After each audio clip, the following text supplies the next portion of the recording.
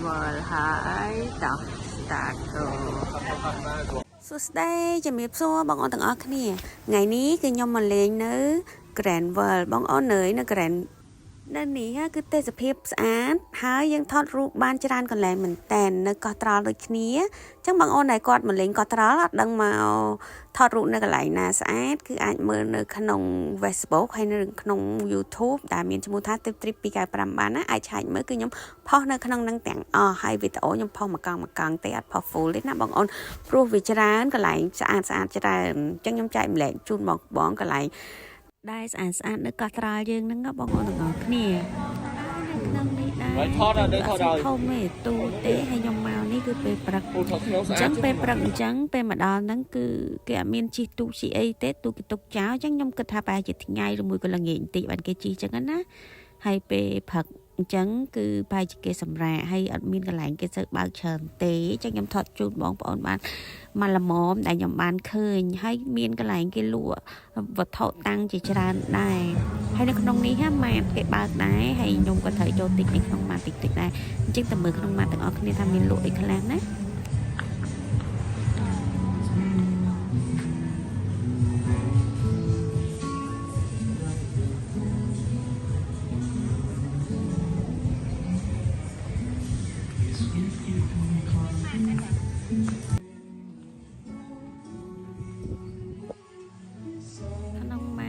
ក៏អត់សូវធំដែរអត់សូវលក់អីច្រើនទេណាលក់មកល្មមតែខ្ញុំគិតថាបើនៅក្នុង Win Wonder គឺលក់អីវ៉ាន់ច្រើនមែនតើអញ្ចឹងបងអូនកុំភ្លេចចូលទៅទស្សនា Win Wonder បន្តមួយខ្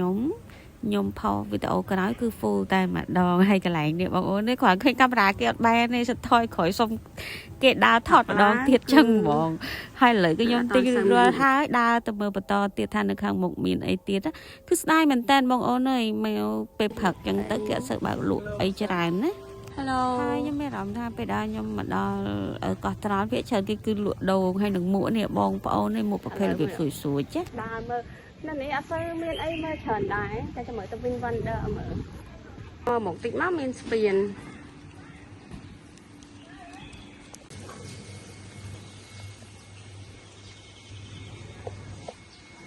ហើយកន្លែងស្ពាននេះយើងអាចឆ្លងទៅមកចំហៀងទៀតក៏មានកន្លែងថតរូបស្អាតដែរបងអូននៅកន្លែងនេះគេធ្វើរបៀបដោយអឺរ៉ុបទំនើបអញ្ចឹងអាគីគេខ្ពស់ហើយរបៀបថា colorful តែម្ដងបងអូននេះបងអូនកន្លែងនេះចាប់អារម្មណ៍តុក្កតាធំជាងគេហើយដើរឥឡូវគេសុំឲ្យជួយថតគឺដើរមកតង់គេសុំជួយថតជូនគេមកតង់តែម្ដងញ៉ៃទៅហើយបងអូននេះរបៀបថាគេមានតុក្កតាមួយធំខ្ញុំចាប់អារម្មណ៍ណាស់ឥឡូវថតលេងជាមួយតុក្កតានឹងសិនពីតុក្កតាសូវីឃើញតុក្កតាធំមួយ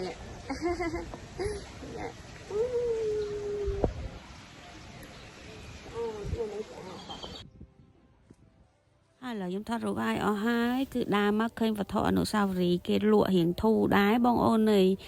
របៀបថាបតោងសោអីហ្នឹងគឺគេលក់របៀបតម្លៃត្រឹមតែ 50000 ដង 40000 ដងអីចឹងបងអូននិយាយទៅជាទូទៅ 10000 ដងស្មើនឹង 2000 លុយខ្មែរបងប្អូនអាចគ្នាបានណាថា 50000 ដងគឺតម្លៃណាអីចឹងណាហើយខ្ញុំទិញ Right, I want more color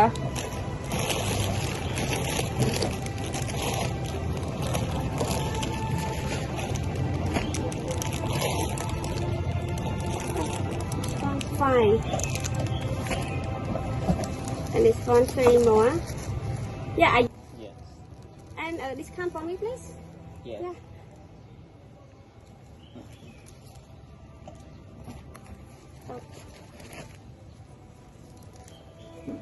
ជាទូទៅគឺខ្ញុំខ្លាចច្រឡំលុយគឺខ្ញុំតែងតែយក note មួយដើរតាមដើម្បីឲ្យគាត់កត់បញ្ជាក់ខ្ញុំអញ្ចឹងណាហើយខ្ញុំទិញអីវ៉ាន់គឺខ្ញុំអត់ចេះនិយាយភាសាវៀតណាមទេប៉ុន្តែគឺខ្ញុំតែងតែសុំគេបានបញ្ចុះតម្លៃឲ្យខ្ញុំរហូតពេលខ្លះក៏សប្បាយចិត្តដែរគេបញ្ចុះតម្លៃឲ្យតិចតួចក៏សប្បាយចិត្តដែរបងអូនហើយទីបំផុតគាត់ក៏ព្រមបញ្ចុះតម្លៃខ្ញុំនិយាយទៅបញ្ចុះឲ្យច្រើនដែរដូចជាបានបញ្ចុះដល់ 30000 ដងអញ្ចឹង 30000 ដងក៏បញ្ចុះខ្ញុំបាន 6000 លុយខ្មែរដែរបងអូន ហ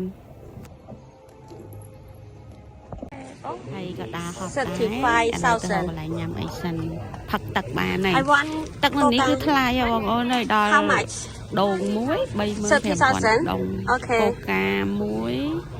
bay mơ đồng hay coca nhưng dịch nông cái ôn đi cứ khó thà bay mơ phèn gặp tập bay mơ Oh, you have coffee? Oh, Milk coffee, milk cup how much? 35,000. 35,000. Okay. nhom tinh cà phê á Cảm ơn some. nhom chia chia xong tay cái phát tỏa bạt bọn ôn ơi thay về đó cà phê làm chất mà mở này nó hay chân chân xong tay cái cái có ỏi tiền 35,000 đồng.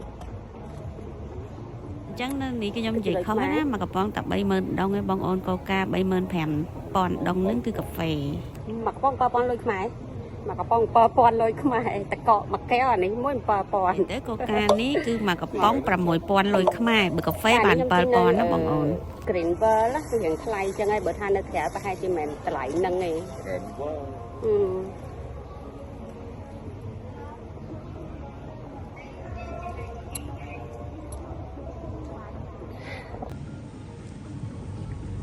រៀងថ្លៃដែរចឹងមកកំប៉ុងផឹក2នាក់ហើយសុំកាហ្វេម្នាក់ឯងព្រោះអត់កាហ្វេអត់បា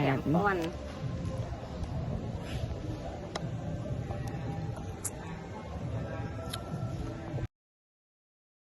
ខ្ញុំនិយាយមែនណាបងប្អូនទាំងអស់គ្នាដើរលេងមកដល់កោះត្រល់ដូចដើរហាត់ប្រាណចឹងដើររហូតបែកញើសចឹងញ៉ាំឲ្យបែកញើសញ៉ាំឲ្យបែកញើសហ្មងហើយឡើងជោគកៅអៅ